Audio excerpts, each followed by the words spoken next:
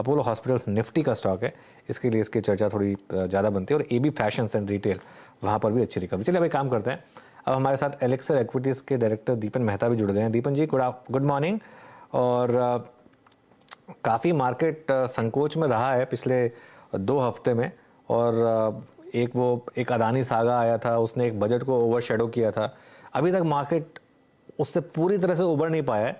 लेकिन आपका क्या व्यू है इस समय मार्केट को लेकर, और क्या मार्केट रेडी है मूव ऑन करने के लिए?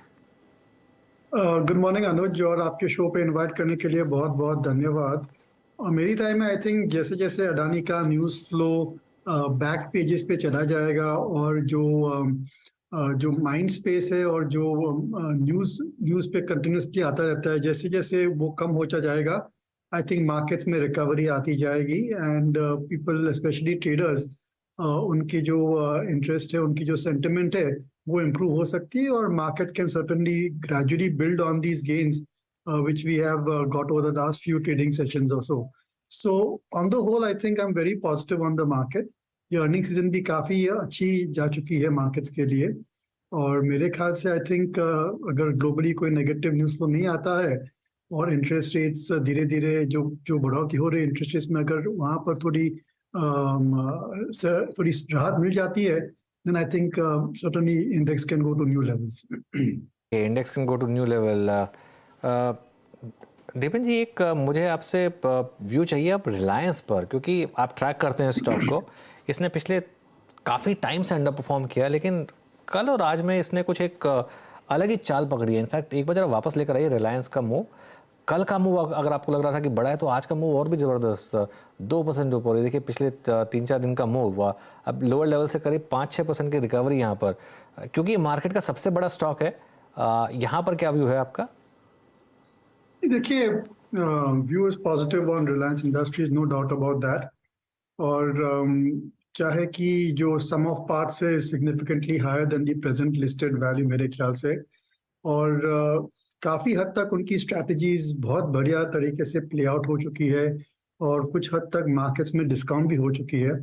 और अभी क्या, खाली एक ही सवाल बाकी है, वो है कि how are they going to unlock the value which they have created digital business में और रिटेल बिजनेस में। बिकॉज ऐसे कई इन्वेस्टर्स है who want to buy only digital business, या फिर उनको रिटेल का बिजनेस खरीदना है, उनको ऑयल टू केमिकल का बिजनेस में इतनी ज़्यादा इंटरेस्ट नहीं है।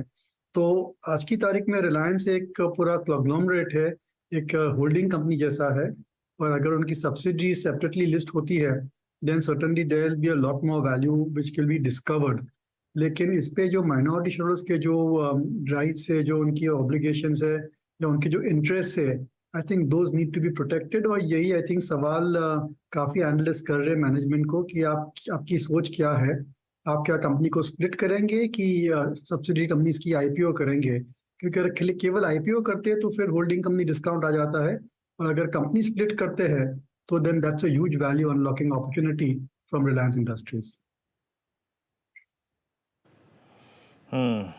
अच्छा, रिलायंस इंडस्ट्रीज़ पर आपका व्यू था, और याद रखिएगा दीपन जी ने अपना व्यू शेयर किया रिलायंस इंडस्ट्रीज़ पर। एक बार फिर से, क्योंकि रिलायंस की बात हुई, तो यहाँ पर स्टैंडर्ड डिस्क्लेमर आपकी स्क्रीन पर है। दीपन सर, एग्जैक्टली ऑटो में क्या कर रहे हैं आप? आपका व्यू क्या है? आयशर मोटर्स के आपने नंबर्स को देखा, पूरे अर्निंग सीजन को देखा, आज की सुर्खियों में टीवीएस भी है because of their EV venture, and I think industrial parties in EV venture and the kind of valuation जो उनके ईवी वेंचर को मिल रहा है। मारुति अभी तक साइडवेज है, बहुत बड़ा मूव नहीं दे पाया। पोस्ट अर्निंग से एक्सट्रीम गया था, लेकिन वो सिंक हो गया। ऑटो में आप क्या कर रहे हैं इस वक्त? मेटल प्राइसेस को देखते हुए इन कंपनियों ने, अगर आप देखें, कुछ प्राइस हाइक्स भी लिए हैं, डिमांड को देखते हुए आपका व्यू सर ऑटो में क्या है इस वक्त? व्यू ऑटो में बहुत ही बढ़िया है, और अगले 2-3 साल will be a very good period for auto industries. Volumes अच्छी तरीके से बढ़ रहे हैं, एवरेज सेलिंग प्राइसेस भी इम्प्रूव हो रही है, क्योंकि प्रीमियमाइजेशन चल रहा है पूरे सेक्टर में। I think consumers are going for more higher value cars, higher value motorcycles, तो जिसकी वजह से उनके जो revenues are growing at much faster pace than the actual volume growth. और ऑपरेटिंग प्रॉफिट मार्जिन में भी काफ़ी इंप्रूवमेंट आ सकती है, because raw material prices stable हो चुके हैं, और operating leverages can come into play. सभी ऑटो कंपनीज ने बहुत ही बढ़िया नए नए मॉडल्स लॉन्च किए हैं, जिन्होंने कंज्यूमर की इमेजिनेशन को कैप्चर करके, इसकी वजह से भी और डिमांड और बुकिंग और ऑर्डरिंग आ रही है ऑटो इंडस्ट्री में। तो we are very positive on auto industry. usual disclosure, हमारे investments, top priority investments are in Eicher and Maruti, जहाँ पर काफी पॉजिटिव है, लेकिन M&M और अशोक लेलैंड भी काफी अच्छे इन्वेस्टमेंट अपॉर्चुनिटीज है। I would just like to avoid TVS and to an extent Bajaj auto, क्योंकि टू व्हीलर और हीरो मोटोकॉर्प की टू व्हीलर में इतना व्यू इतना बढ़िया नहीं है जितना कि फोर व्हीलर में है। टू व्हीलर में केवल आयशा मोटर्स पर है, लेकिन वो एक अलग ही सेगमेंट में ऑपरेट करती है। So that's our view. I think investors को ओवरवेट रहना चाहिए ऑटो इंडस्ट्री, और अगले 3-4 साल will be excellent for the sector as a whole. आज पता है दीपन सर, सुबह से आयशा मोटर्स का जब जब जिक्र हो रहा है ना, बुलेट की बात जरूर हो रही है। आपका प्रेम था बुलेट? नहीं, actually I don't drive two wheelers, पर हमने आयशा मोटर्स खरीदे थे उनके ट्रक बिजनेस के लिए। I'll tell you a short story. Okay. We had purchased Aisha Motors about 10-12 years ago because of the truck business.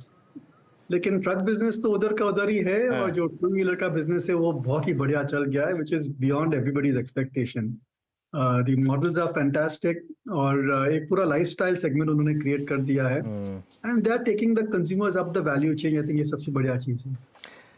You know, in fact Veeru, मैं यही चीज़ आपको डिस्कस कर रहा था अभी कुछ टाइम पहले, कि रामदेव जी ने भी मुझे ये बात बताई थी कि कई बार होता क्या है कि आप जैसे मैं उनसे कहा था कि आपकी ज़बरदस्त कॉल रही है 100 बैगर आपके लिए, मेरे ख्याल से दीपन के लिए भी काफ़ी 20-25 बैगर से ज़्यादा ही रहा होगा ये स्टॉक, और है ना। तो उसमें क्या होता है, कई बार आप कॉल लेते हैं एक बिजनेस के लिए।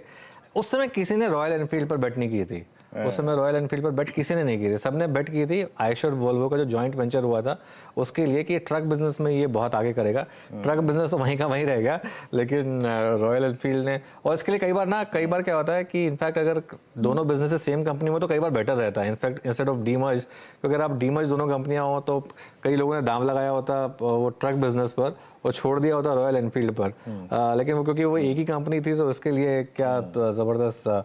Or Anuj, you can talk about Titan also. Titan, which started as a watch company, but nobody talks about watches. It's more about jewelry now. Absolutely. ये तो खैर ऐसे कई मौके रहे हैं, बिल्कुल। दीपन, अच्छा, मार्केट वापस ग्रीन में इस समय, लेकिन निफ्टी करीब 2 पॉइंट ऊपर, और एक अच्छा खासा मूव आपको इस समय दिखाई देगा इन स्टॉक्स में जो मार्केट को लीड कर रहे हैं। रिलायंस ऑब्वियसली लीड कर रहा है, लेकिन आईटी स्टॉक्स में लोअर लेवल से अच्छी खासी रिकवरी आपको दिखाई देगी। दीपन, एक व्यू मुझे और चाहिए आपसे आईटीसी पर। अब यहाँ पर क्या व्यू बन रहा है? जिस तरीके की रैली हमने देखी है, और ऑलमोस्ट वही पैटर्न जो लीवर में फॉलो हुआ था आई थिंक 2008-9 के बाद की वो जो रैली स्टार्ट हुई थी, उसके बाद ऐसा लग रहा है आपको आईटीसी ऑलमोस्ट अब सेम तरीके का व्यू दिखा रहा है? देखिए, आई थिंक आईटीसी से हम काफी हद तक सरप्राइज है। I did not expect the stock to rally the way it has. Price to earnings multiple भी एक्सपैंड हुए हैं कंपनी में, लेकिन medium to long term view हमारा आईटीसी में इतना पॉजिटिव नहीं है। उसकी वजह यह है कि जो भी ग्रोथ रेट्स आ रही है आईटीसी में, जो आ चुकी भी है, it is more on the tobacco business. और टबैको बिजनेस में बहुत सारे इश्यूज है, बहुत सारे प्रेशर्स है, हेल्थ इश्यूज है, रेगुलेटरी इश्यूज है, टैक्सेशन इश्यूज है, और ये एक बहुत हद तक मैच्योर सेक्टर है। तो I would be a bit cautious on ITC, specially इतना स्टॉक रन अप हो चुका है।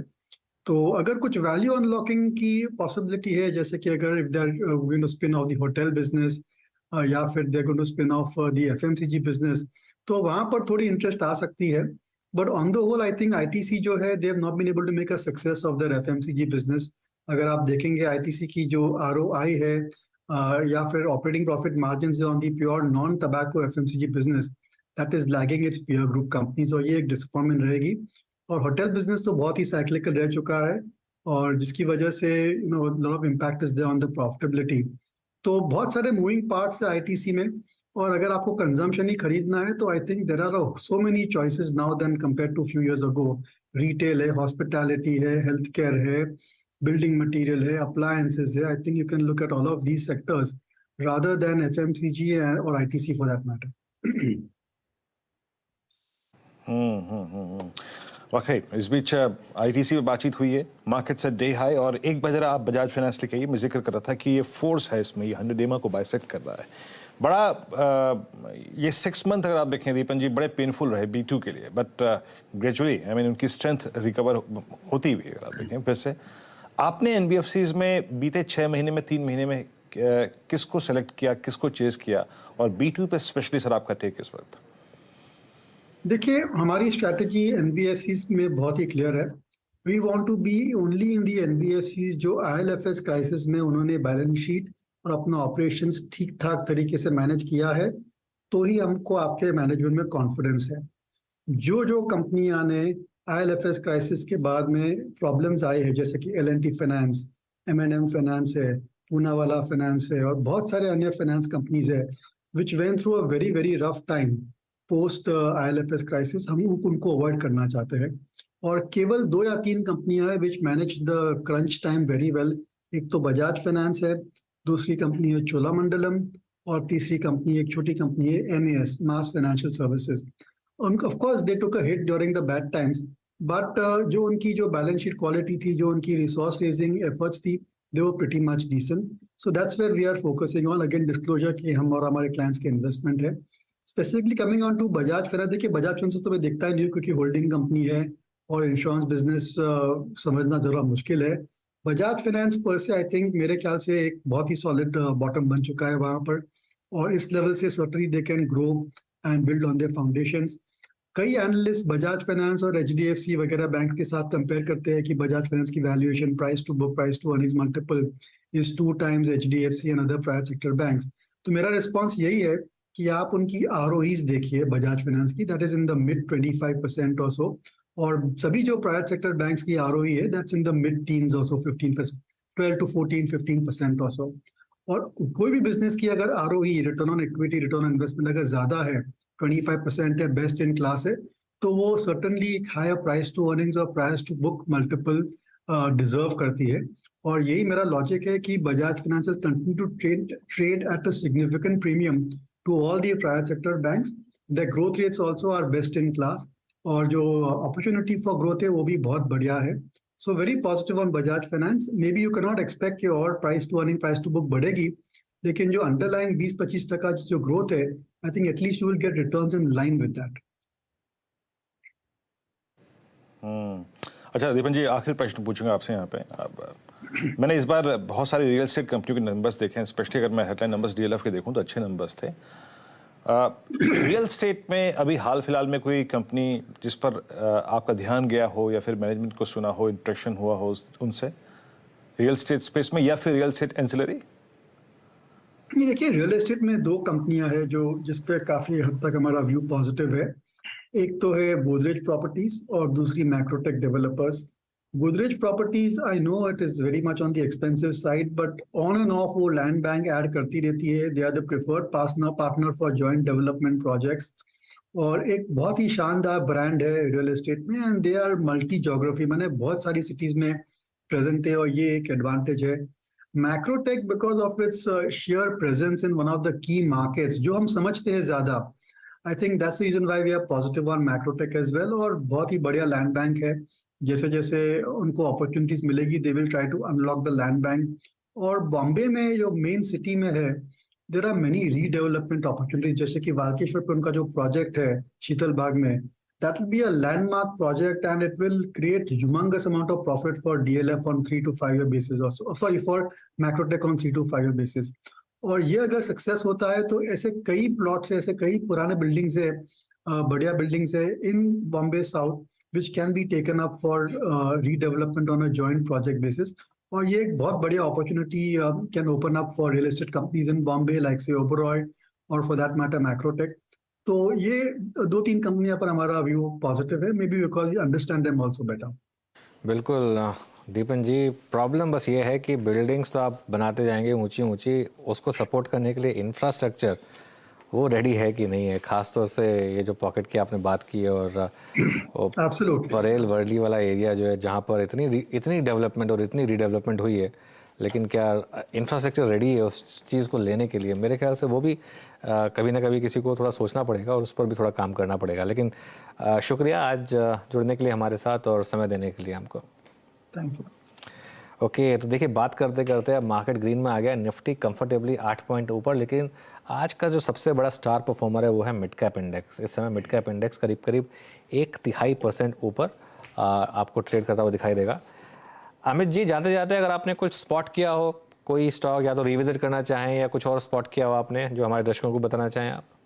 जी अनुज जी, मुझे ऑटो से ही टाटा मोटर अच्छा लग रहा है। टाटा मोटर ने कल अपने गेन्स थोड़े गिव अप कर दिए थे, बट जिस हिसाब से 435 का इसका एक स्ट्रॉन्ग सपोर्ट है, तो मुझे लगता है जिस हिसाब से मारुति भी अब चल रहा है, मुझे लगता है टाटा मोटर में भी एक अच्छा ट्रैक्शन मिलेगा। और कॉल का रैशनल ये कि बहुत अच्छे रिस्क रिवॉर्ड एरिया में मिल रहा है। छोटा सा स्टॉप लॉस रखे 435 का, और 455 से 460 के टारगेट टाटा मोटर में 1 से 2 दिनों में हम देख सकते हैं।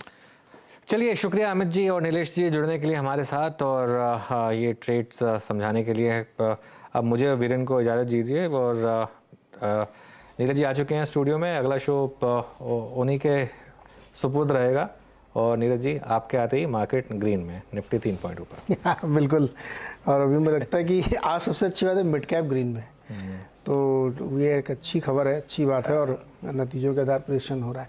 आप एक बात अभी कह रहे थे ना कि इंफ्रास्ट्रक्चर मुंबई के जिस पॉकेट में तैयार होने की मुझे कोई संभावना भी नहीं दिखती दूर दूर तक। आई नो, वो प्रॉब्लम तो रहेगी कि मतलब चल कैसे रही है सिटी। मैं कई बार सोच के ना, मैं कहता हूँ कि जिसे कहते हैं ना, एक दाद देनी पड़ेगी। ये जिस तरीके से मतलब कोलैप्स इंफ्रास्ट्रक्चर में भी जिस तरीके से चल रही है। आप जिस इलाके में रहते हैं ना वो बहुत बेटर है। इस इलाके में आप सोच नहीं सकते कैसे हो रहा काम यहाँ पे।